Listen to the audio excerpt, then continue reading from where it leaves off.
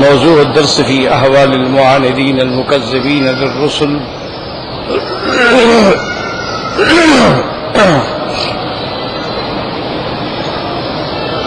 سورة الحديد، سورة المعارج، سورة المجادلة، تفسير ابن كثير. الحمد لله رب العالمين، والصلاة والسلام على أشرف الأنبياء وسيد المرسلين سيدنا محمد وعلى آله وأصحابه أجمعين. اللهم صل على سيدنا محمد وعلى آل سيدنا محمد كما صليت على إبراهيم وعلى آل إبراهيم في العالمين إنك حميد مجيد. أعوذ بالله من الشيطان الرجيم. بسم الله الرحمن الرحيم.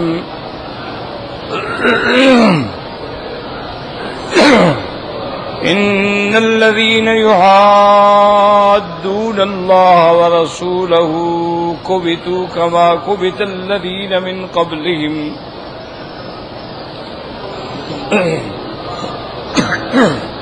وقد أنزلنا آيات بينات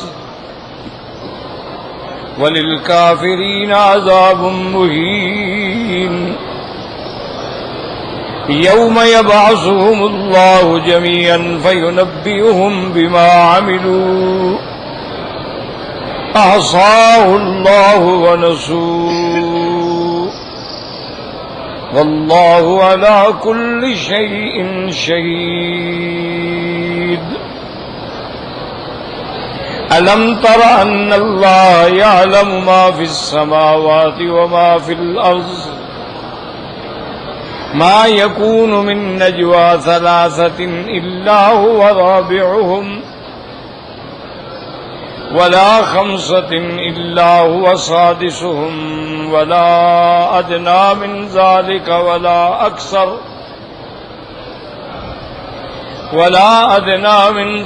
ولا أكثر إلا هو معهم أينما كانوا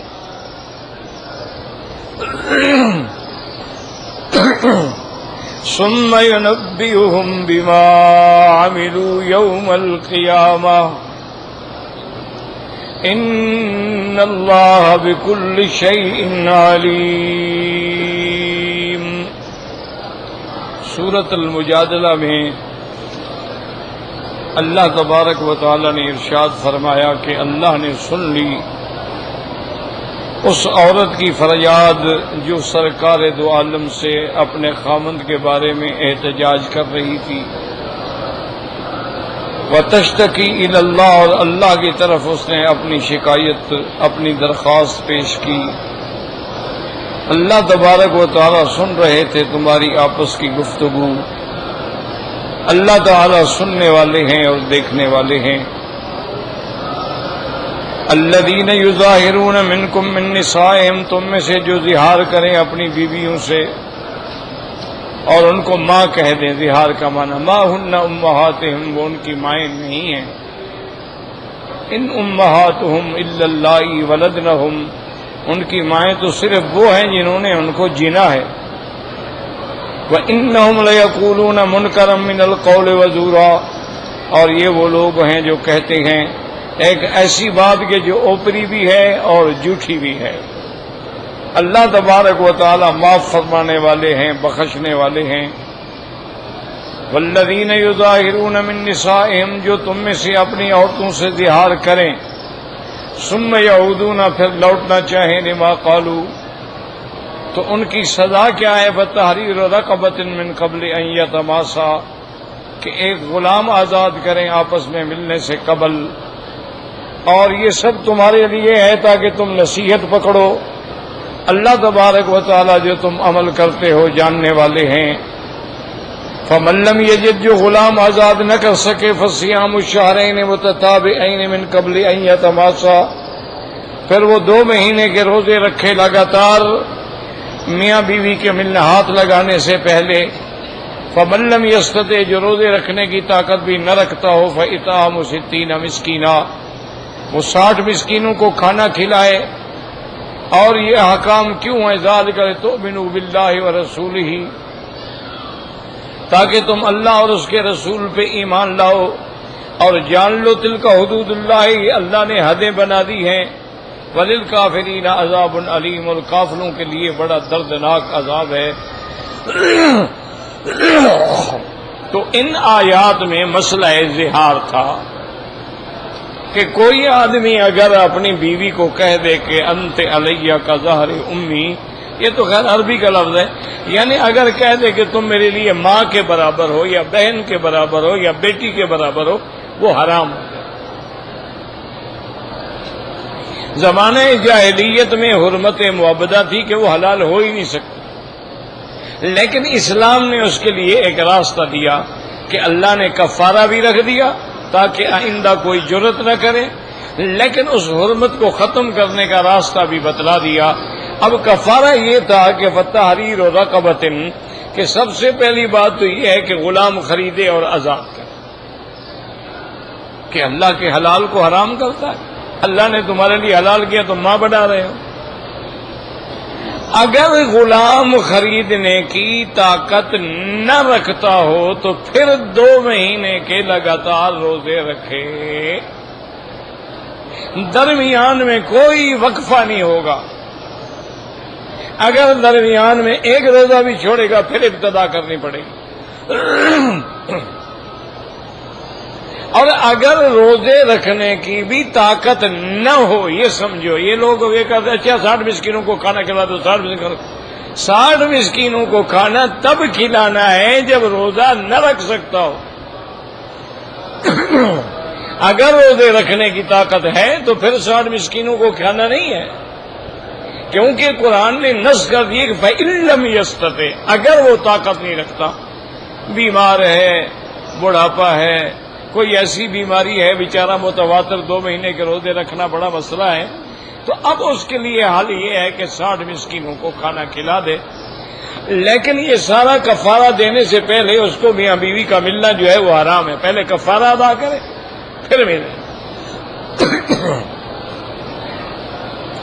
اسی لیے کفارات جو ہے نا، یاد رکھو یہ مختلف ہوتے ہیں. مثلا ایک آدمی نے قسم کھا لی کسی اچھے کام کے نہ کرنے کی، جیسے آج کل ہوتا ہے قسم کھا لی میں جی بھائی کے گھر میں کبھی نہیں جاؤں گا، واللہ ہے قسم کھا لی. بے وقوفی کی بات ہے، بھائی بھائی ہے، قرابت ہے، اپنا رشتہ داری ہے، کیا مانا کہ بھائی کے گھر نہیں جاؤ گے، اس پہ قسم کھا رہے، بری بات ہے. بھائی کا گھر جانا تو اچھی بات ہے، صلہ رحمی تو اچھی بات ہے. تو اب وہ کیا کرے کہ بھائی وہ اپنی اس قسم کو توڑ دے اور بھائی کے گھر میں جائے. اب اس کا کفارہ کیا ہوگا؟ اطعام 10 مساکین، 10 مسکینوں کو کھانا کھلانا، تو کفارہ ہو جائے گا. جیسے کہ یہ واقعہ سیدنا ابی بکر رضی اللہ تعالی عنہ کو پیش آیا.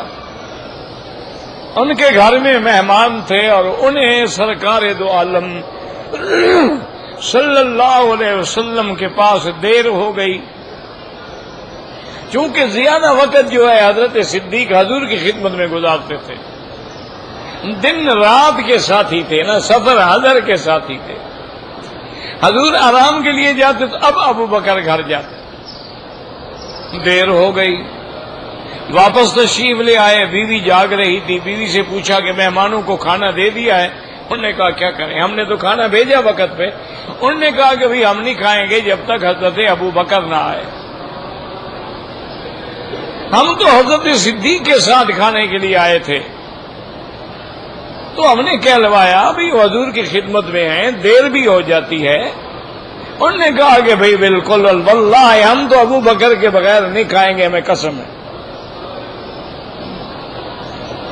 سیدنا ابو بکر نے جب سنا آپ کو بھی غصہ آ گیا. آپ نے فرمایا واللہ لا آکل، ایسے مہمانوں کے ساتھ مجھے قسم ہے میں نہیں کھاؤں گا. اچھے مہمان ہیں، کھانا دیتے ہیں نہیں کھاتے، قسمیں کھاتے ہیں. اب بیوی بیچاری بیٹھی تھی، اس نے کہا ابو بکر مہمان بھی نہیں کھائیں گے، تم بھی نہیں کھاؤ گے، واللہ لا آکل، مجھے بھی اللہ کی قسم میں بھی نہیں کھاؤں گا۔ اب قسم ہو گئی۔ تھوڑی دیر میں حضرت ابو بکر صدیق نے سوچا اور فرمایا لا حول ولا قوت الا باللہ العظیم، فرمایا اچھا لے آؤ کھانا لے آؤ، بس میں جا کے میں بھی کھاتا ہوں، مہمان بھی کھاتے ہیں، تو آپ نے بھی کھانا کھایا، مہمانوں نے بھی کھایا، بیوی نے بھی کھایا، تو وہاں یہ حکم ملا کہ کب اطعام 10 مساکین، کہ 10 مسکینوں کو کھانا کھلا دو۔ اچھا اسی طرح یہ مسئلہ بھی اچھی طرح سمجھ لیں، یہ جاہل لوگوں نے بنایا ہوا ہے اور جی قسم توڑنے کا 10 مسکینوں کو کھانا ہی کھلانا ہے نا، یہ بے وقوفی والی بات ہے۔ ایسے لوگ مسئلے خود گھڑتے ہیں نا، اللہ رحمت فرمائے۔ بھئی اگر کسی اچھے کام کے کرنے سے قسم کھا لی تو اب اچھا کام تو اچھا ہے، جیسے کوئی کہے جی مجھے اللہ کی قسم میں حج نہیں کروں گا، یہ کوئی بات ہے؟ اللہ کی قسم ہے جی میں تو عمرے پہ نہیں جاؤں گا، یہ بھئی عمرہ کرنا اچھی بات ہے، حج کرنا اچھی بات، تو اب کفارہ دے گا۔ یہ نہیں کہ جھوٹی قسم کھا دے اور 10 مسکینوں کو کھانا کھلا دے، یہ کس نے کہا ہے؟ جھوٹی قسم جو ہے وہ تو اتنا بڑا گناہ ہے کہ اللہ کے نام کی قسم اور جھوٹی۔ اسی لیے حضور نے فرمایا کہ خبردار کبھی جھوٹی گواہی بھی نہ دیا کرو اور کبھی جھوٹی قسم بھی نہ کھایا کرو۔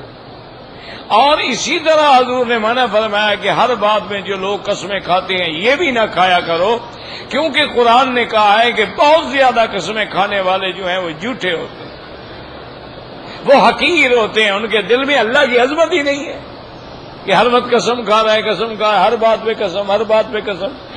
تو یاد رکھو جھوٹی قسم کا کفارہ نہیں ہوتا، کفارہ ہوتا ہے کہ اچھے کام سے نہ کرنے کے لیے قسم کھا لی، تو اب لازمی بات ہے وہ اچھا کام کرے، اس کو قسم توڑنی پڑے گی، جب توڑے گا تو اس پہ کفارہ دے گا، اس کو کہتے ہیں کفارہ۔ یہ ہے کفارہ زہار۔ زہار کا معنی کہ کسی نے اپنی ماں بیوی کو ماں کہہ دیا یا بیٹی کہہ دیا یا اس نے بہن کہہ، تم میرے لیے ایسے ہو جیسے میری ماں ہے یا میری بہن ہے یا میری بیٹی ہے، تو زہار ہو گیا۔ اب اس کے لیے ضروری ہے یا غلام آزاد کرے، اگر آزاد نہیں کر سکتا ہے تو 2 مہینے کے روزے رکھے، اگر وہ بھی نہیں رکھ سکتا ہے تو 60 مسکینوں کو کھانا کھلائے، اس کو کہتے ہیں زہار۔ اچھا اسی طرح ایک ہوتا ہے ایلا، یاد رکھیں ایلا کا معنی کہ خامد قسم کھا لیتا ہے کہ بھئی میں 1 مہینے تک اپنی بیویوں کے پاس نہیں جاؤں گا، یہ ایلا۔ ایلا میں طلاق نہیں ہوتی، یاد رکھو، زہار میں تو حرمت ہو جاتی ہے نا، بیوی حرام ہو گئی، کفارہ دے گا تو حلال ہوگی نا، لیکن ایلا کے اندر طلاق نہیں ہوتی۔ میرے آقا نے رحمت دو عالم نے صلی اللہ علیہ وسلم نے بھی ناراض ہو کر اپنی بیویوں سے 1 مہینے کے لیے ایلا فرما لیا، اور آپ چلے گئے اور ایک گھر میں بی بی ماریا کا گھر تھا، غرفہ تھا، اس کے اوپر کمرہ بنا ہوا تھا، آپ نے وہی رہائش رکھ لی کہ 1 مہینے تک میں بیویوں کے پاس نہیں جاؤں گا۔ اور صحابہ نے کبھی ایلا کا مسئلہ نہیں سنا تھا، تو بات مشہور یہ ہو گئی کہ حضور نے بیویوں کو طلاق دے دی ہے، طلاق دے دی ہے، طلاق دے دی ہے۔ اب حضرت عمر رضی اللہ تعالی عنہ غصے میں آئے اپنی بیٹی کے پاس، کیونکہ ان کی بیٹی جو ہے بیوی ہے حضور صلی اللہ علیہ وسلم، بی بی حفصہ۔ بی بی حفصہ جو ہیں یہ بنت عمر ہے اور زوجۃ النبی المصطفیٰ ہے صلی اللہ علیہ وسلم۔ تو حضرت عمر بڑے غصے میں آئے اور آ کے اپنی بیٹی سے فرمانے لگے کہ حفصہ میں نے تمہیں کئی دفعہ کہا ہے کہ حضور پاک کو تنگ نہ کیا کرو، حضور صلی اللہ علیہ وسلم ہر وقت تم کہتے ہو خرچہ دو خرچہ دو، حضور دیتی ہیں تم خیرات کر دیتی ہو، کیوں تنگ کرتے ہو حضور صلی اللہ علیہ وسلم؟ اگر کوئی چیز کی ضرورت ہے تو مجھ سے مانگو، لیکن حضور پاک کو کیوں؟ اچھا ہوا نا کہ حضور نے طلاق دے دی۔ تو بی بی حفصہ میں بھی تو خون تو وہی تھا نا جی، عمر کا خون تھا نا، تو بی بی حفصہ بھی جوش میں آ گیا، انہوں نے کہا عمر بات سنو، یہ میاں بیوی کا جھگڑا ہے، تم کون ہو دخل دینے والے، جاؤ اپنا کام کرو۔ بی بی حفصہ تھی نا، آگے کوئی چھوٹی عورت تو نہیں تھی نا، حضرت عمر کی بیٹی تھی، اور نے کہا ابا جان میاں بیوی کا جھگڑا ہے، ہو جاتا ہے، آپ جائیں۔ حضرت عمر فرماتے ہیں مجھے بڑا افسوس ہوا، لیکن میں آیا مسجد نبوی میں تو میں نے دیکھا کہ تمام صحابہ گھٹنوں پہ سر رکھے ہوئے ہیں، آنسو بہا رہے ہیں، رو رہے ہیں، افسوس کر رہے ہیں کہ بھائی حضور نے بیویوں کو طلاق دے دی۔ حضور کی بیویاں چونکہ امت کی مائیں ہیں نا، کسی کی ماں کو طلاق ہو جائے تو اولاد کو تو غم ہوگا نا، اگر اولاد حلالی ہو حرامی ہو تو خوش ہوگا، کہے گا چلو کاروبار اور چل پڑے گا۔ حرامی اولاد کے لیے تو ہر حال میں کمائی ہے نا جی، طلاق ہو کچھ ہو اس کا کیا، جو حلالی اولاد ہو تو مر جاتی ہے کہ میری ماں کی طلاق ہو گئی، لوگ کیا کہیں، طلاق کا داغ لگ گیا۔ تو سارے صحابہ رو رہے ہیں۔ حضرت عمر فرماتے ہیں میں نے ہمت کی، میں نے جرأت کی، میں نے پوچھا کہ سرکار دو عالم رحمت دو عالم کہاں ہیں، انہوں نے کہا فلاں جگہ ہے۔ میں وہاں آیا، ایک صحابی سیڑھیوں پہ بیٹھے تھے، میں نے نیچے کھڑے ہو کے کہا کہ فاستأذن لی رسول اللہ صلی اللہ علیہ وسلم، حضور سے اجازت لو کہ عمر آیا ہے ملنے کے لیے۔ وہ اوپر گیا، واپس آیا، اس نے کہا عمر اجازت نہیں ہے۔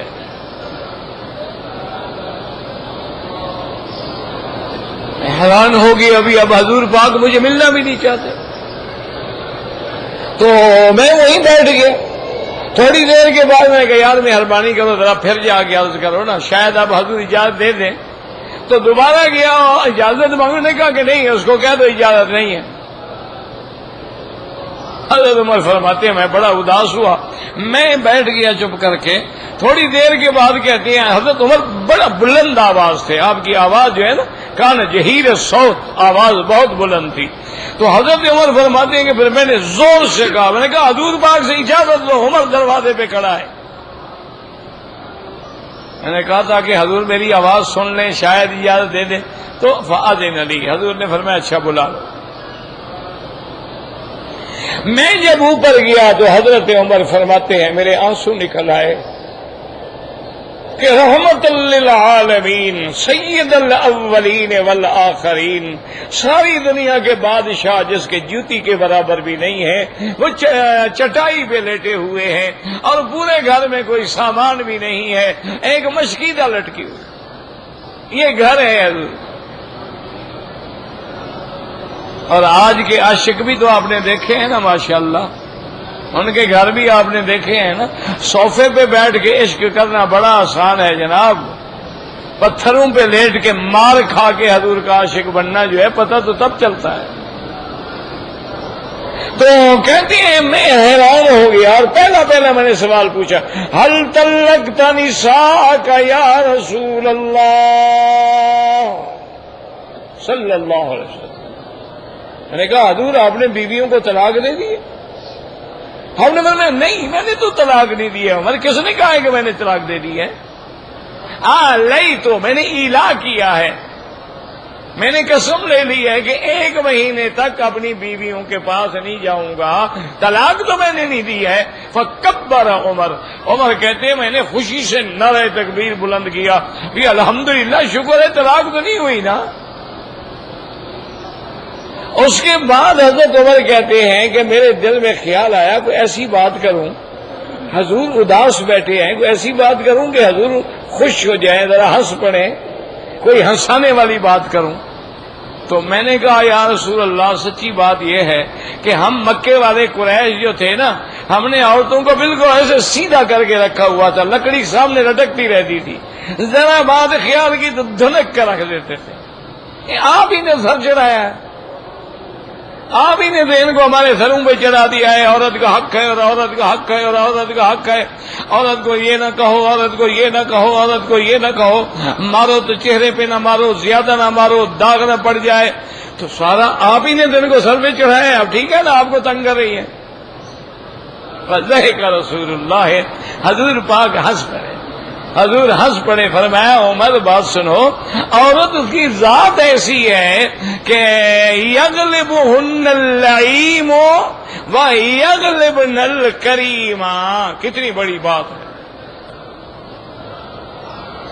بھئی۔ کلام نبوت جو ہے وہ تو پھر جواہر ہے نا، موتی ہے نا۔ حضور پاک نے فرمایا یہ عورتیں جو ہیں نا، یغلبہن اللئیم، جو کمینہ ہوتا ہے وہ ان پہ سوار ہو جاتا ہے، وَيَغْلِبْنَ الْكَرِيمَ، اور اگر خاوند شریف ہو تو یہ سوار ہو جاتی ہے۔ فرمایا عورت کی فطرت ہے، ہم کیا کریں؟ لیکن آپ نے فرمایا بھائی ہم لئیم تو نہیں بن سکتے، ہم کریم ہی بنیں گے، تنگ کرتی ہیں تو کرنے دو۔ اب ہم اپنے آپ کو بگاڑ تو نہیں سکتے ہیں نا، ہم اپنے کرم سے تو نہیں ہٹ سکتے، اس لیے حضور پاک نے فرمایا یہ عورت کی فطرت ہے کہ جتنا آج بھی آپ دیکھ لیں، جتنا لوگ اللہ معاف کرے غنڈہ قسم کے عناصر ہیں، ان کے بیویاں ایسے کانپتی ہیں، مجال ہے کبھی دیوار سے ادھر دے، اس کو پتہ ہے نا ڈز کرے گا 2 منٹ لگیں گے، اس کے لیے کیا ہے، یہ لوگوں کو مار دیتا ہے تو میرا مارنا کیا ہے۔ اور شریف آدمی کہے گا بی بی پردے کے بغیر، اور تمہیں کیا پتا ہے آج کل کا فیشن یہ ہے پردہ پردہ پردہ، ہر وقت پردہ لگا رکھا ہے، شریف شیوار کے گلے پڑ جائے گی، مجالے کمینے کو کہے، وہ تو پھر ریڈیو کھول کے لکڑی ہاتھ میں لے کے ٹھیک کر دیتا ہے، لیکن آواز بھی باہر نہ جائے نا، ریڈیو زور سے چلتا رہے گا، اس کے پاس تو طریقہ ہوتا ہے نا بیویوں کو ٹھیک کرنے کا۔ تو بہرحال چونکہ اصل وجہ اس لیے میرے آقا نے فرمایا انہن خلقن من ضلع اعوج، یہ حضرت آدم کی بائیں پسلی سے نکلی ہے اور پسلی ٹیڑھی ہوتی ہے، تو عورت میں ٹیڑھا پن ہمیشہ رہے گا۔ فرمایا اس کو زیادہ نہ مارنا ورنہ ٹوٹ جائے گی، اور بالکل بھی نہ چھوڑ دینا کہ ٹیڑھا پن زیادہ ہو جائے گا، ذرا دہشت بھی رہے اور مارو بھی نہیں۔ تو اب حضور نے ایلا کیا تھا، یہ بھی قسم ہے۔ اب جناب جب مہینہ گزرا تو سب سے پہلے سرکار دو عالم، رحمت دو عالم، فخر دو عالم سیدنا محمد الرسول اللہ صلی اللہ علیہ وسلم سب سے پہلے آپ بی بی عائشہ کے گھر میں آئے۔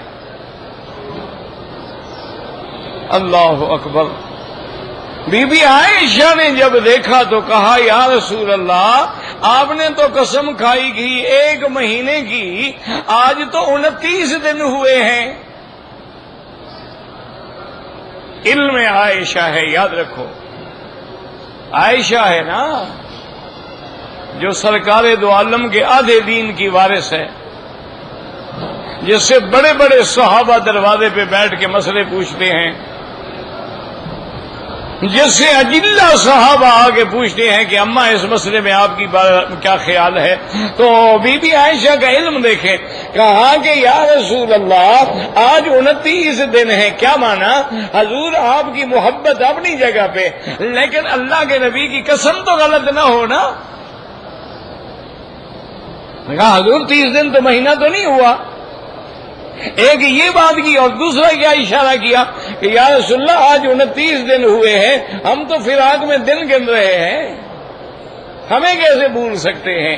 آج 29۔ حضور پاک نے بھی خوشی سے فرمایا عائشہ الشہر ہاکذا ہاکذا ہاکذا، الشہر ہاکذا ہاکذا ہاکذا، کہ مہینہ کبھی 30 کا ہوتا ہے اور کبھی مہینہ 29 کا ہوتا ہے، میں نے قسم پوری کی ہے یہ مہینہ ہی 29 کا ہے۔ اچھا عاشقوں نے بات لکھی ہے، یہ مولویوں کی بات نہیں، یاد رکھنا، نہ مولویوں کی بات ہے، نہ حدیث ہے، نہ قرآن ہے، نہ مسئلہ ہے، یہ عاشقوں کی بات ہے۔ صحیح ہے تو اللہ قبول فرمائے، غلط ہے تو اللہ معاف فرمائے۔ انہوں نے کہا ہے کہ حضور نے قسم تو کھا لی نا، لیکن اللہ بھی اپنے حبیب کو زیادہ انتظار نہیں کروانا چاہتے تھے، مہینہ مختصر کر دیا، 29 کا بنا دیا، ورنہ چاہتے 30 کا ہو جاتا، چاندی نظر نہ آتا، پھر کیا ہوتا، 30 پورے کرنے پڑتے نا۔ لیکن حضور کا بھی 2 ازواج سے فراق تھا نا، اور اس کے بعد پھر حضور نے وہ آیت تلاوت کی، یا ایھا النبی قل لازواجک ان کنتن تردن الحیاۃ الدنیا وزینتها فتعالین امتعکن واسرحکن سراحا جمیلا۔ اللہ نے فرمایا میرا مدنی اپنی بیویوں سے کہہ دو اگر تمہیں دنیا کی زندگانی چاہیے، دولت پیسہ چاہیے تو آؤ، جو میرے پاس ہے میں دے دوں اور تم کو طلاق دے کے آزاد کر دوں، کسی دولت مند آدمی سے جا کے شادی کر لو۔ وَإِن كُنتُنَّ تُرِدْنَ اللَّهَ وَرَسُولَهُ، اگر تم اللہ کے رسول کو چنتی ہو، وَالدَّارَ الْآخِرَةَ، اور آخرت کو، فَإِنَّ اللَّهَ أَعَدَّ لِلْمُحْسَنَاتِ مِنكُنَّ أَجْرًا عَظِيمًا، اگر تمہیں اللہ کا رسول اور آخرت چاہیے تو پھر دنیا میں تو تنگی ترشی برداشت کرنی پڑے گی، دنیا میں تو فقر فاقہ برداشت کرنا ہوگا، آخرت میں اللہ نے تمہارے لیے بہت بڑا اجر بنا رکھا ہے۔ حضور نے فرمایا عائشہ لا تعجلی، جواب دینے میں جلدی نہ کرنا، فاستأمری ابواک، جا کے اپنے ماں باپ سے مشورہ کر لو کہ کیا تم دنیا چنتی ہو یا اللہ کا رسول چنتی ہو۔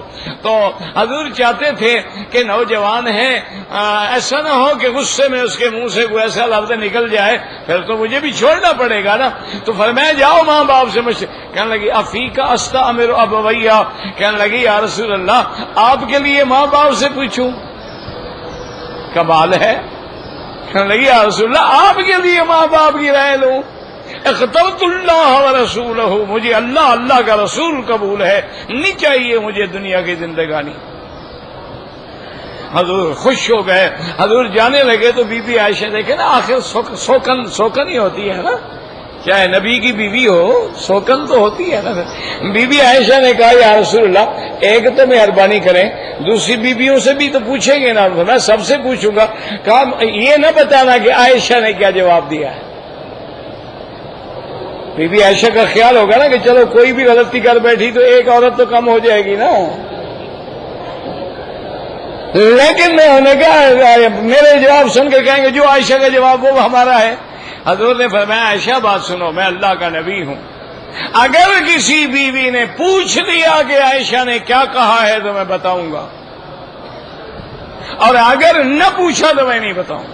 اس لیے سمجھے ایک ہے زہار، ایک ہے ایلا تو قسم ہے وہ تو آپ کو پوری کرنی ہے، زہار میں کفارہ ہے۔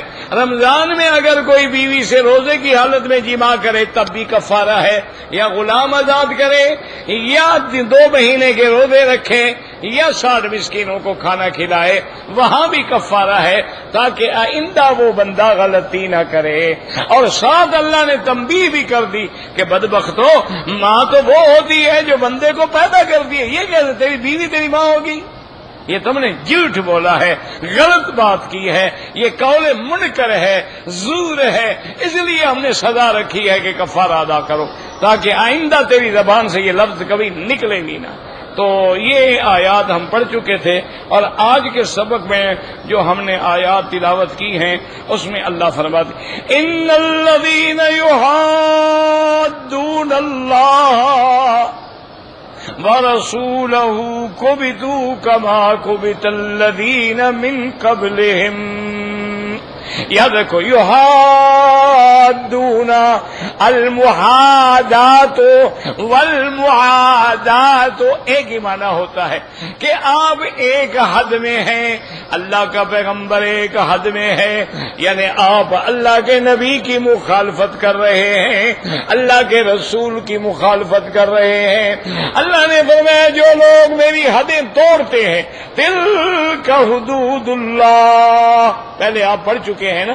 اب مخالفت کیسے ہے کہ حدود کو توڑ ڈالا، اللہ نے جس چیز کو حرام کیا ہے یہ حلال کر رہا ہے، اور جس کو اللہ نے حلال کیا ہے یہ حرام کر رہا ہے، تو تم اللہ کے ساتھ محادات کرتے ہو۔ کُبِتُوا کَمَا کُبِتَ الَّذِينَ مِن قَبْلِهِمْ، یاد رکھو کُبِتُوا کا معنی بعض مفسرین فرماتے ہیں اہلکوا، ہلاک ہو گئے، بعض فرماتے ہیں عذبوا، عذاب دیے گئے، بعض کہتے ہیں کبتوا، اذلوا، ذلیل کیے گئے، لیکن سارا معنی ایک ہے، کبتو کما کبت الذین، اللہ نے فرمایا یہ بھی ذلیل ہوں گے جیسے ان سے پہلے لوگ ذلیل ہوئے جنہوں نے اللہ کے رسول کو چھوڑا ہے۔ اس لیے آگے اللہ نے فرما دیا ہے وَقَدْ أَنزَلْنَا آيَاتٍ بَيِّنَاتٍ، حالانکہ تحقیق ہم نے اتاری ان پہ کھلی کھلی نشانیاں، کھلی کھلی آیات۔ یاد رکھو انزلنا یعنی ان پر، حالانکہ قرآن یا کتاب اللہ تو نبی پہ اترتی ہے نا، لیکن چونکہ نبی پہ اس لیے اترتی ہے کہ امت کو ہدایت ہو، اس لیے نسبت کر دی ہم نے تمہارے اوپر، جیسے کہا جائے کہ اللہ نے تم پہ قرآن اتارا ہے، قرآن تو نبی پہ اتارا ہے لیکن کیوں اتارا ہے؟ تمہاری ہدایت کے لیے۔ اس لیے فرمایا وَقَدْ أَنزَلْنَا آيَاتٍ بَيِّنَاتٍ وَلِلْكَافِرِينَ عَذَابٌ مُّهِينٌ، وہ جو دنیا میں تکبر کرتے رہے، میرے نبی کی اطاعت نہ کی، ان کے لیے آخرت میں ایسا عذاب ہوگا اہانت والا جو ان کے تکبر کو مٹا ڈالے گا۔ یوم یبعثہم اللہ جمیعا، یہاں علماء قواعد کے نزدیک یوم منصوب ہے، ناصب کیا ہے؟ بعض کہتے ہیں مہین، لیکن اکثر قول یہ ہے کہ یہاں عامل مقدر ہے۔ فاذکر یوم یبعثہم اللہ، یاد کیجئے میرے مدنی محمد مصطفیٰ اس دن کو جس دن اللہ ان کو دوبارہ کھڑا کریں گے سب کو، فَيُنَبِّئُهُمْ بِمَا عَمِلُوا، پھر اللہ ان کو خبر دیں گے جو انہوں نے دنیا میں عمل کیا ہے۔ احصاہ اللہ، ان کا ہر عمل اللہ نے گن کے لکھ کے رکھ لیا ہے۔ نسوہ، یہ تو عمل کر کے بھول گئے، لیکن اللہ بھولنے سے پاک ہے، اللہ تبارک و تعالیٰ کے پاس محفوظ ہے۔ واللہ علی کل شیء شہید، اور اللہ تبارک و تعالیٰ ہر چیز پہ جاننے والے ہیں، محافظ ہیں، مراقب ہیں، رقیب ہیں۔ فرمایا الم تر ان اللہ، اے مخاطب کیا تو نہیں جانتا؟ اللہ جانتے ہیں ما فی السماوات وما فی الارض، جو کچھ آسمانوں میں ہے اور زمینوں میں ہے۔ ما یکون من نجوا، کوئی سرگوشی کرنے والے تین، الا هو رابعهم، مگر چوتھا خود خدا ہوتا ہے، پانچ چھٹا خدا ہوتا ہے، یا اس سے کم یا زیادہ اللہ ساتھ ہوتے ہیں، چاہے تم جہاں ہو، دنیا میں ہو، زمینوں میں ہو، آسمانوں میں ہو۔ ثم ينبئهم بما عملوا، پھر اللہ خبر دیں گے جو تم نے کام کیا ہے دنیا میں، قیامت والے دن۔ ان اللہ بكل شیء علیم، اللہ نے فرمایا اگر تم تین ہو تو چوتھا خدا، کیا مانا؟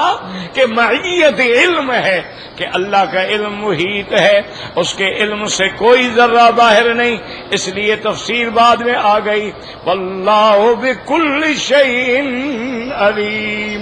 جیسی دو آدمی بیٹھے ہوں، تیسرا وہ بھی سن رہا ہے، تو اللہ نے فرمایا جہاں تم تین ایسا ایسا باتیں کرو، یوں سمجھو کہ چوتھا میں بھی سن رہا ہوں، اگر پانچ ہو تو سمجھو کہ چھٹا میں بھی سن رہا ہوں۔ لیکن یاد رکھو یہ ثلاثۃ الا هو رابعهم ولا خمسۃ الا هو سادسهم، یہ آخر تین اور پانچ کی کیوں مثال دی گئی؟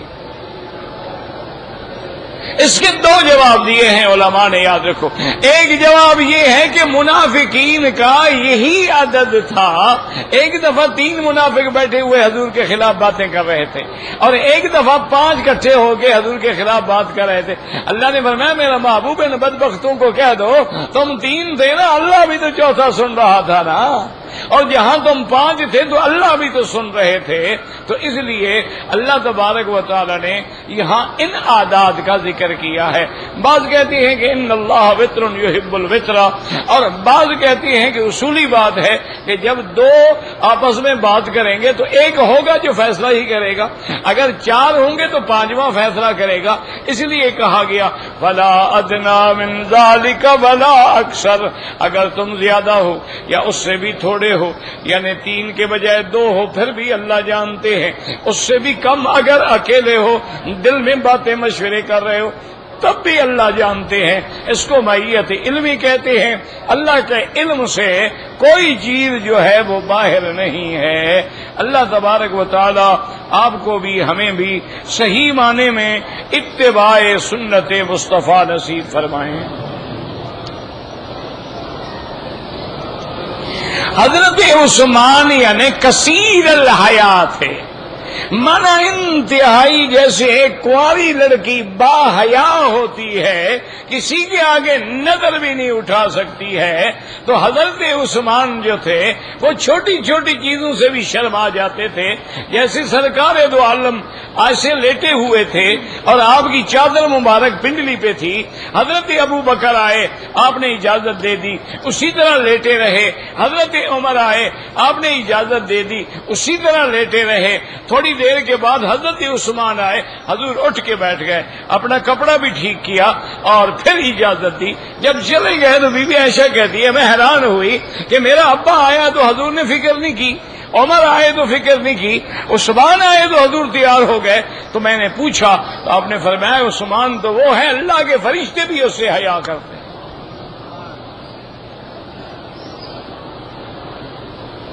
میرا حافظہ کمزور ہے میرا بھائی. اصل بات تو یہ ہے کہ علماء کہتے ہیں کہ آدمی گناہ میں جب پڑ جاتا ہے تو حافظہ کمزور ہو جاتا ہے. اچھا گناہ نہ بھی ہو، حلال میں بھی صرف رات دن اپنی بیوی کے ساتھ ہی بس لگا رہے تو پھر بھی انشاءاللہ حافظہ چٹ ہو جائے گا. اس لیے کتنے علماء ہیں جنہوں نے ضیع العلم فی افغاز النساء کہ جنہوں نے عورتوں کی ٹانگوں میں اپنا علم برباد کر دیا. اسی لیے آتا ہے کہ شکوت الی وکیع سوء حفظی، امام وکیع کے پاس ہم گئے اور ان سے کہا حضرت ہمارا حافظہ کام نہیں کرتا ہے، فاوصانی الی ترک المعاصی، انہوں نے فرمایا بیٹا گناہ کرنا چھوڑ دو تو حافظہ ٹھیک ہو جائے گا.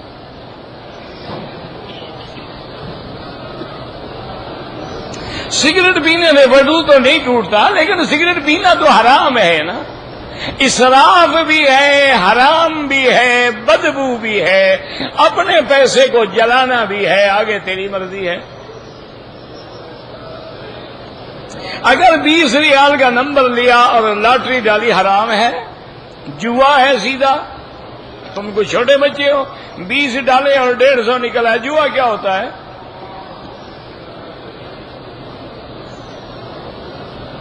کہتے جی کہ جادو وغیرہ کا علاج کون کرتے ہیں؟ بڑے بڑے عامل موجود ہیں، اور آج کل تو ماشاءاللہ ٹی وی پہ بیٹھ کے علاج ہو رہا ہے.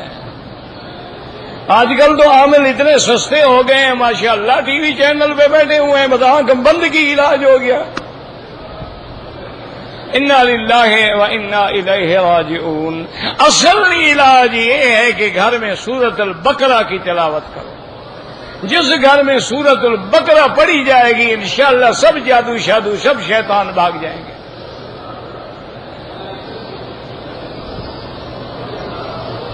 شیعہ کے ساتھ کھانا پینا، بابا کھانا پینا تو کافروں کے ساتھ بھی جائز ہے، یہ کیا مسئلہ ہے؟ دوستی دلی نہ رکھو. جن کو حضور کے صحابہ سے بغض ہو ان کو تم دوست سمجھ سکتے ہو؟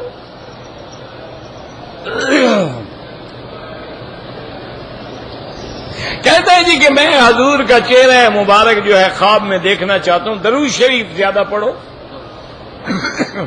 اور رات کو پاک کپڑے پہن کے پاک بستر پہ وضو کے ساتھ سویا کرو اور درود پڑھتے پڑھتے پڑھتے سو جاؤ. انشاءاللہ اللہ کریم ہے.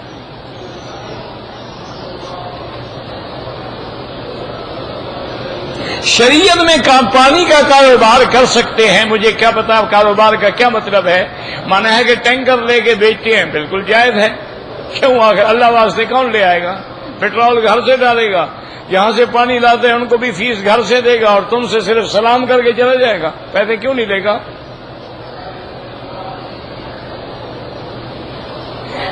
دکان میں جانوروں والی تصویر والی گڑیا بالکل نہیں جانی چاہیے. ایک طواف ایک کے لیے، ایک طواف ساری دنیا کے لیے تھوڑا ہوتا ہے.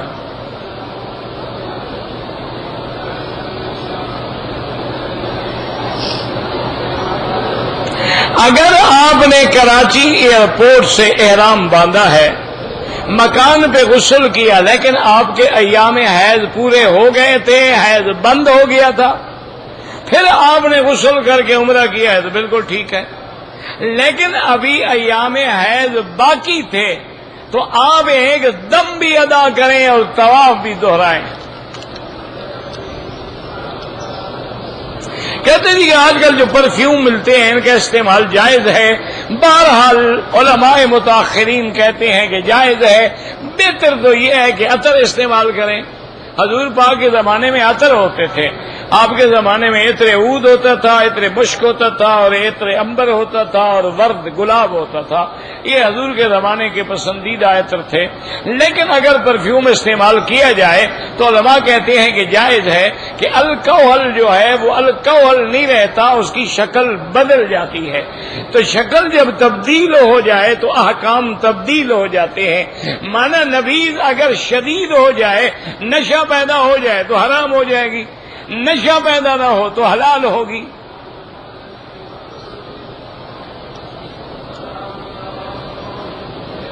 طواف کی حالت میں عورتیں جو ہیں چہرہ کھلا نہ رکھیں بالکل، عمرے میں بھی کپڑا ایسے ڈال دیں پردہ بھی رہے اور چہرے کو بھی نہ لگے۔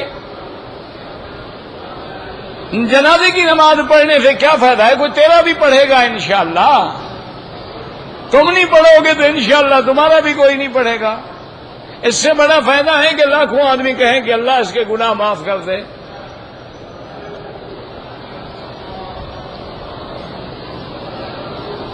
جو فوت ہو گئے ہیں ان کے لیے آپ طواف کر کے ثواب پہنچائیں، ٹھیک ہے۔ سرزمین حرم میں ایک نیکی کا ثواب تو 1,00,000 گنا ہے، لیکن گنا ایک کا ایک لکھا جاتا ہے، وہ لاکھ نہیں لکھا جاتا۔ لیکن یہاں کا ایک بھی تو برباد کرنے کے لیے کافی ہے نا۔ دیکھو نا، ایک عام آدمی کے گھر سے چوری کرو، ایک بادشاہ کے گھر سے چوری کرو، ہے تو چوری نا، لیکن پھر اندازہ کر لو سزا میں کتنی فرق ہوگا۔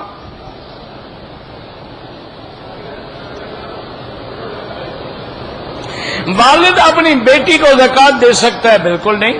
بیٹی کو ویسے تو زکوٰۃ یعنی مقصد یہ ہے کہ اللہ کے ساتھ بھی ڈنڈی مارنا چاہتے ہو، بیٹی کو بھی خوش کرنا چاہتے ہو، عجیب بات ہے۔ بیٹی کا حق ہے، اس کو دو۔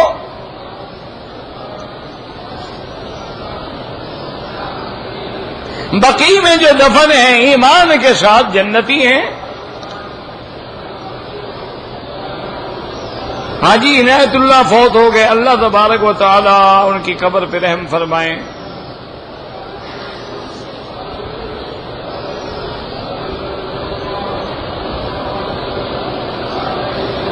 کہتے جی کہ میں طائف جانا چاہتا ہوں تو اپنے معلم سے، کمپنی والوں سے پوچھو، مجھے کیا پتا۔ نماز میں جہاز میں کھڑے ہو کے نماز پڑھیں، کیا ہے، کیا مشکل کیا ہے؟ الحمدللہ ہم ہمیشہ سفر کرتے ہیں، ہمیشہ پڑھتے ہیں۔ بلکہ سعودی ایئر لائن نے، اللہ ان کو جزائے خیر دے، ہوائی جہاز میں باقاعدہ مسجد بنائی ہے، آخر جہاز کے آخری حصے میں باقاعدہ انہوں نے پردے لگائے ہیں، مصلے رکھے ہیں، کمپس لگایا ہے، جماعت کے ساتھ نماز ہوتی ہے۔ صفائی والے جو جوتیاں اٹھا کے پھینک دیتے ہیں وہ غلطی کرتے ہیں۔ تم لوگوں کی جوتیاں نہ اٹھاؤ، اپنی کپڑے میں لپیٹ کے ساتھ رکھو۔ اگر عمرے کا ایک واجب رہ جائے، دم پڑ جاتا ہے، دم مکے میں ہی دینا ہے۔ اگر دم نہ دے سکے تو 10 روزے رکھے، روزے جہاں مرضی آئے رکھ لے۔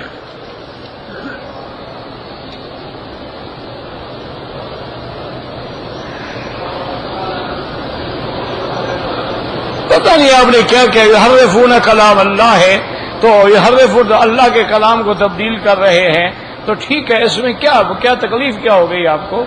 بھئی تورات کو تورات کہا گیا ہے، اس کا اطلاق لفظ کلام بھی ہو سکتا ہے، لیکن اس پر یعنی یہ نہیں کہا گیا ہے کہ وہ اللہ نے پڑھی ہو موسیٰ علیہ السلام پہ۔ بات سمجھا کرو، قرآن اللہ نے جبریل پہ پڑھا ہے اور جبریل نے محمد مصطفیٰ پہ پڑھا ہے، اس طرح تورات نہیں پڑھی گئی، اللہ نے کتاب عطا فرما دی۔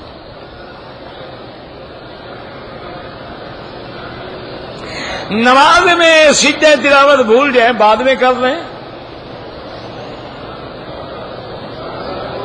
اگر کوئی آدمی بوٹ پہن کے نماز پڑھتا ہے، ہو جاتی ہے، شرط یہ ہے کہ بوٹ پاک ہو۔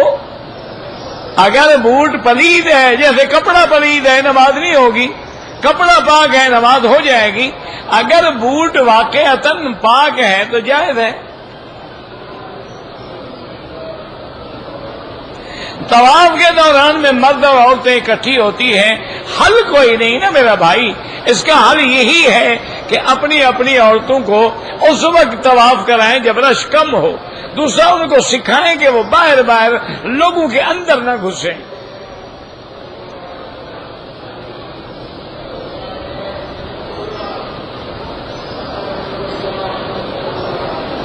میں نے نہیں سمجھا کہ سود والی آیت ادھار لینا دینا سود ہے. بہرحال مجھے نہیں سمجھ آیا آپ کیا پوچھنا چاہتے ہیں. بدر سے لوگ پانی لے جاتے ہیں، کوئی حکم نہیں، کوئی مسئلہ نہیں، کبھی صحابہ نہیں لے گئے.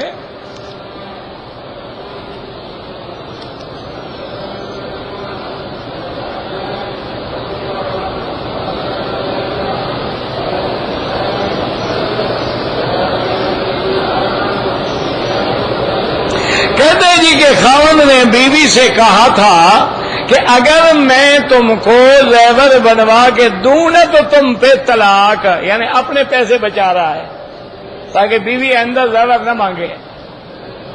کیوں زیور مانگے تو پھر طلاق بھی آ جائے گی. جناب تم نہ دو، تم بھائی کو کہو وہ دے دے، تم بھائی کو دے دو، طلاق بھی نہیں ہوگی، بیوی کو زیور بھی مل جائے گا. مشکل کیا ہے؟ تم نے جب زیور دینا ہو نا خود نہ دیا کرو نا. لے کے بیٹے کو دے دیا، بیٹا جا کے ماں کو دے دے. تم نے تو نہیں دیا نا.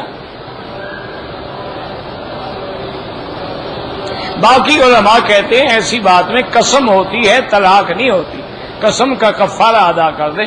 لیکن امام ابو حنیفہ فرماتے ہیں طلاق معلق ہے، جب بھی دے گا طلاق ہو جائے گی.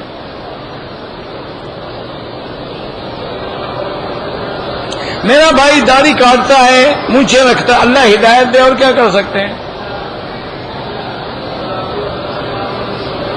سرکار دو عالم کی تمام اولاد جو ہے بی بی خدیجہ الکبریٰ سے ہے. صرف ایک بیٹے تھے بی بی ماریہ قبطیہ سے. باقی تمام اولاد جو ہے 4 بیٹیاں ہیں، اور آپ صلی اللہ علیہ وسلم کے طیب طاہر قاسم 3 بیٹے ہیں، اور ایک بیٹا ابراہیم بی بی ماریہ قبطی سے ہے. سفید داڑھی رکھنا بالکل سبحان اللہ، ان اللہ یستحی، اللہ پاک بھی حیا فرماتے ہیں مسلمان بوڑھا ہو جائے سفید داڑھی ہو جائے. حضرت ابراہیم نے پوچھا تھا جب بال سفید ہوئے نا تو انہوں نے پہلی دفعہ دیکھا کہ یہ بال سیاہ تھے سفید. انہوں نے کہا یا اللہ یہ کیا ہو رہا ہے؟ اور میں یہ تو وقار ہے بندے کا. تو میں اللہم زدنی وقارا، پھر میرے وقار کو اور بڑھاؤ اور سفید کرو. باقی رنگ لگانا جو ہے وہ بھی حدیث ہے، ترمذی شریف میں ہے، غیر الشیب ولو بشیء، کہ اپنی داڑھی کو رنگا کرو کسی چیز سے، کالا نہ ہو.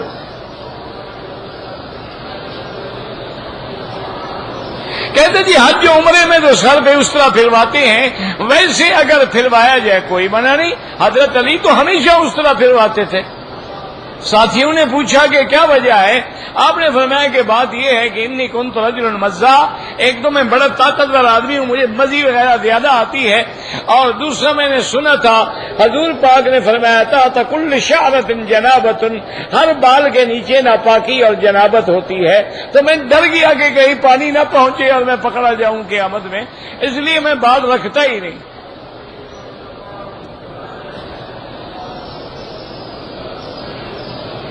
باب فتح کا کیا ماجرا ہے؟ باب فتح شیعہ والوں سے پوچھو، ہم سے کیوں پوچھتے ہو؟ ہمارے نزدیک تو انبیاء کی وراثت ہے ہی نہیں. ان سے پوچھو جو جھگڑا چلائے ہوئے ہیں، اگر کہیں فتح کہ تبھی جا کے لے لیں، جھگڑا تو ختم کریں نا. ایسے قصے بنائے ہوئے ہیں بس. کہتے ہیں جی ابو بکر نے نہیں دیا، بی بی فاطمہ مانگنے گئی. بی بی فاطمہ کیوں مانگنے گئی؟ بات سمجھو. بی بی فاطمہ حضرت ابو بکر سے درخواست کی کہ فدق والی زمین ہمیں دی جائے. جب درخواست دی تو آپ کو خلیفہ مانا تو درخواست دی یا نہیں دی؟ خلیفہ نہیں مانا. بھائی درخواست آدمی دے گا، حاکم مانے گا تو درخواست دے گا نا. پہلے تو ابو بکر کی خلافت کا اعتراف ہو گیا نا کہ بی بی فاطمہ نے بھی آپ کو خلیفہ مانا، تب درخواست دی. اب خلیفے نے بتلایا کہ بی بی میری تو ساری زندگی جائیداد حضور پہ قربان رہی، لیکن تیرے ابے کا فرمان ہے کہ نحن معاشر الانبیاء، ہم تمام انبیاء جو ہیں لا نرث ولا نورث، ہمارا کوئی ورثہ نہیں ہوتا. انما ترکناہ فہو صدقۃ، یہ تیرے نبی کے تیرے ابا کا فرمان ہے، میں اس کی مخالفت نہیں کر سکتا. بی بی خاموش ہو گئی، بات ختم ہو گئی. اچھا ان سے کہو بھئی حضرت ابو بکر نے اگر فدق نہیں دیا اور ان کی خلافت کو نقصان ہوا ہے، حضرت علی بھی خلیفہ بنے تھے کہ نہیں بنے تھے؟ ہاں جی بنے تھے، انہوں نے دے دیا. نہیں، حضرت علی نے فدق دیا؟ اگر دیا ہے تو ثبوت دکھاؤ، اور اگر نہیں دیا ہے تو ان کے نہ دینے سے ان کی خلافت کو کچھ نہیں ہوتا، تو ابو بکر کی خلافت کو کیا ہوتا ہے؟ حضرت حسن بھی خلیفہ بنے ہیں کہ نہیں بنے؟ انہوں نے دیا ہے. تو معلوم یہ ہوا کہ اہل بیت نے بھی اسی پہ عمل کیا جس پہ ابو بکر نے عمل کیا، اور ابو بکر نے اسی پہ عمل کیا جو محمد الرسول اللہ نے کہا صلی اللہ علیہ وسلم. کہتے ہیں جی کہ اپنی جان کی حفاظت کے لیے اسلحہ رکھا جائے، یہ شرک ہے. شرک کیوں ہے جی؟ اسلحے کی عبادت کرو گے؟ یہ اسلحے کو نفع نقصان کا مالک، تو کتے رکھنا جائز ہے تو اسلحہ ہوا نا. اسلحہ رکھنا تو سنت ہے. اعدوا لهم ما استطعتم من قوت، اللہ نے فرمایا کہ تیار رہو. ترہبون به عدو اللہ، اللہ کے دشمنوں پر تمہارا رعب ہو.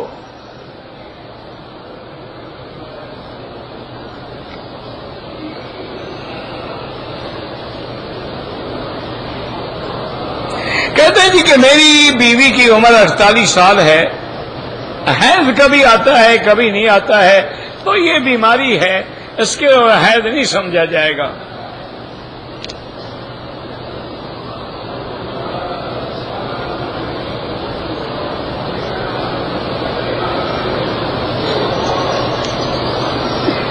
کہتے ہیں جی کہ دو رکعتیں جو ہیں قبل صلاۃ الصبح و رکعتین بعد العصر بعد العمرۃ، پتہ نہیں آپ نے کیا لکھا ہے، پتہ نہیں، بہرحال سمجھ نہیں آ رہا. گزارش یہ ہے کہ وہ جہاں آیا ہے نا میرا بھائی، حضور کی 2 رکعتیں رہ گئی تھیں اور آپ نے ادا فرمائیں، ورنہ جو نص ہے لا صلاۃ بعد الفجر حتی تطلع الشمس ولا صلاۃ بعد العصر حتی تغرب الشمس، یہ حدیث بھی صحیح ہے اور لا ہے. وہاں لا صلاۃ الا بفاتحۃ الکتاب میں لا کی تلوار چلاتے ہو، یہاں تلوار کند ہو جاتی ہے.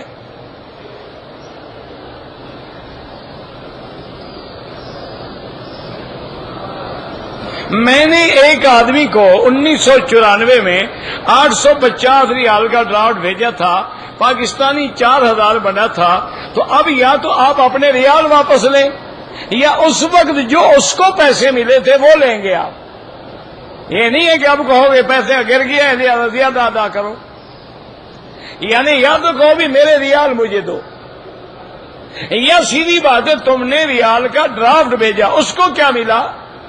اس کو روپے ملے، اور روپے کتنا ملے اتنا لوگے.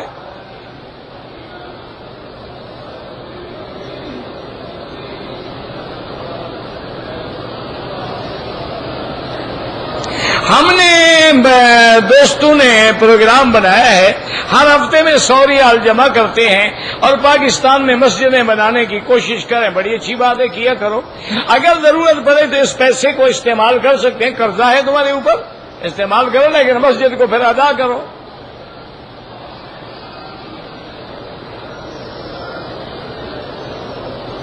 میں پاکستان سے احرام باندھ کے آیا، یہاں مکے میں آ کے ماشاءاللہ کپڑے پہن کے سو گیا، فی امان اللہ. یعنی عمرہ بھی چٹ اور دم بھی لازم، عمرہ بھی دوبارہ کرو اور ایک بکری دم بھی ادا. احرام اسی لیے باندھ کے آئے تھے کہ وہاں جا کے سو جاؤں گا. کوئی عقل کرو. اشراق کا نماز کا وقت ہوتا ہے سورج نکل کے جب قاعدہ رمحن ایک نیزے کے برابر اوپر آ جائے، یعنی تقریباً 20 منٹ بعد، سورج نکلنے کے 20 منٹ بعد. اور ضحیٰ جو ہے جب دھوپ تیز ہو جائے یعنی تقریباً 9 بجے کے بعد. میں مسجد جن کے پاس رہتا ہوں، اگر عمرہ کرنا ہے یا جیرانہ جائیں گے یا مسجد عائشہ. مسجد جن تو حرم کے اندر ہے نا، حرم کے باہر جانا ہوگا. ربنا تقبل منا انك انت السميع العليم وتب علينا انك انت التواب الرحيم. اللهم اجعل لنا وللمسلمين من كل هم فرجا ومن كل ضيق مخرجا ومن كل بلاء عافيا. اللهم انصر الاسلام والمسلمين. اللهم اذل الشرك